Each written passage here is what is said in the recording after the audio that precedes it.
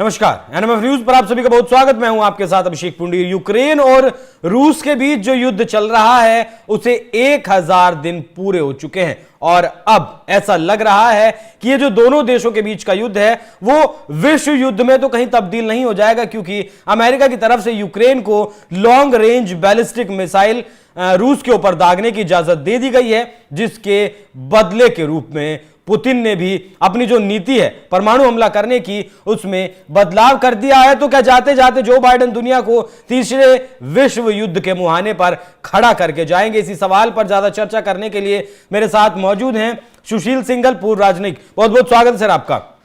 बहुत बहुत धन्यवाद अभिषेक। सर, जो ये है अमेरिका की तरफ से यूक्रेन को इजाजत दी गई लॉन्ग रेंज मिसाइल दागने की और उसके बाद पुतिन की तरफ से ये डिसीजन लिया गया, इसे कैसे देखते हैं आप? देखिए, ऐसा है कि ये प्रेसिडेंट ने जाते जाते बाइडेन साहब ने जाते जाते ये जो परमिशन दे दी, जो कि लास्ट 1000 दिन पहले से नहीं दे रहे थे, और तो इसका क्लियर इंडिकेशन है कि बाइडेन इंश्योर करना चाहते हैं कि अमेरिका एक पूरी तरह से इन्वॉल्व रहे इस यूक्रेन रशिया वार में। क्योंकि जैसा कि हम जानते हैं कि जो प्रेसिडेंट इलेक्ट हैं डोनाल्ड ट्रंप, वो पहले दिन से कह रहे हैं कि मैं 24 घंटे के, जिस दिन मैं राष्ट्रपति बनूंगा उसके 24 घंटे में के अंदर मैं जो है वार, रशिया जो यूक्रेन की वार है उसको खत्म करा दूंगा। तो 24 घंटे में तो खैर नहीं होगा, लेकिन उनकी क्लियर इंडिकेशन है कि वो अपनी तरफ से पूरी कोशिश करेंगे कि यूक्रेन और रशिया की जो वार चल रही है उसमें कोई शांति समझौता कर दें। और पीछे कंट्रोवर्सी भी हुई थी, अगर आपको याद हो, कि क्लेम किया गया कि प्रेसिडेंट इलेक्ट ट्रंप जो है उन्होंने बातचीत की प्रेसिडेंट पुतिन से और कुछ कंडीशंस रखी, जिसके बारे में ऑफ कोर्स प्रेसिडेंट इलेक्ट जो है प्रेसिडेंट ट्रंप, उनके दफ्तर ने कहा कि हम जो ऑनगोइंग बात है उसमें हम कोई बात नहीं चल रही है। तो जैसा कि सर ने बताया कि जो बाइडेन चाहते हैं कि अमेरिका बीच में रहे, अमेरिका उलझा रहे यूक्रेन और रूस के युद्ध में, क्योंकि ये जो फैसला है वो यही दिखाता है, क्योंकि 1000 दिन इस युद्ध को चलते हुए हो चुके हैं, लेकिन अब तक लॉन्ग रेंज मिसाइल चलाने की अनुमति नहीं दी गई थी। लेकिन अब जो लॉन्ग रेंज मिसाइल अमेरिका की तरफ से दी गई थी और जो इजाजत दी गई है वो 165 किलोमीटर, लगभग 200 किलोमीटर और 300 किलोमीटर मैक्सिमम वो वार कर सकती हैं। इस बार यूक्रेन ने पहली बार ये जो हमला किया है वो 165 किलोमीटर मारक क्षमता वाली बैलिस्टिक मिसाइलों से हमला किया गया है रूस के ऊपर।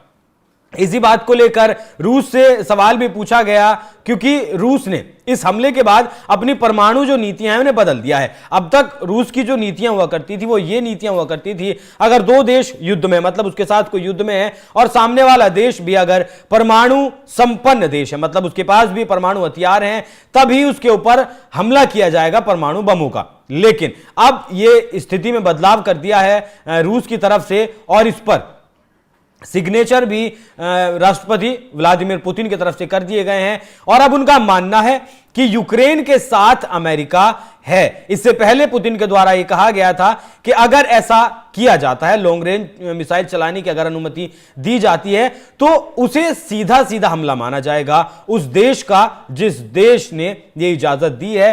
तो अब रशिया इस हमले के बाद यह मानता है कि सीधा सीधा अमेरिका ने उसके ऊपर हमला किया है, जिसके बाद अमेरिका डरा हुआ भी है, क्योंकि उसे भी कहीं ना कहीं यह खतरा है कि क्या उसके ऊपर तो हमला नहीं कर देगा रूस, परमाणु बम उसके ऊपर तो नहीं चला देगा। इस बात की पुष्टि तब होती है, पुख्ता ये बात तब हो जाती है जब रूस में बहुत सारे कंटेनर सीमाई जो इलाके हैं, सीमाई जो क्षेत्र हैं वहां पहुंचाए जा रहे हैं, जिसमें एक कंटेनर में 35 लोग रह सकते हैं, 48 घंटों तक रह सकते हैं। क्योंकि जब कोई परमाणु बम चलाया जाएगा और वो यूक्रेन के ऊपर डाला जाएगा, विस्फोट वहां होगा, तो उम्मीद है कि जो उसके रेडिएशंस हैं वो रूस में भी आएंगी। तो इसी के बचाव के लिए ऐसे कंटेनर्स बड़ी मात्रा में बॉर्डर इलाकों में पहुंचाए जा रहे हैं, जिसमें सैनिक रह सकते हैं और जो सीमाई क्षेत्रों में लोग बसे हैं, निवासी, स्थानीय निवासी बसे हैं, उन्हें भी उसमें रखा जा सकता है। इस तरीके की जो जानकारी है वो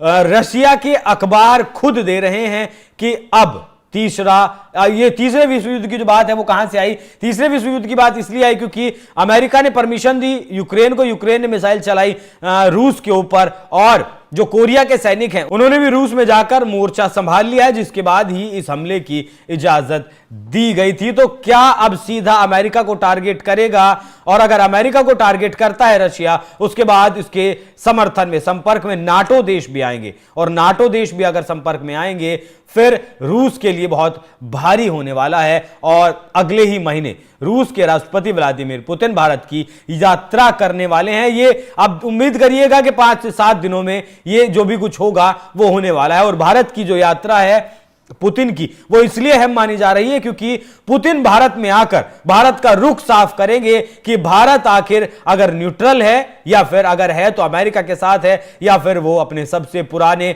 और सबसे अच्छे दोस्त रशिया के साथ है। तो ये मुलाकात भी बहुत अहम होने वाली है दुनिया में।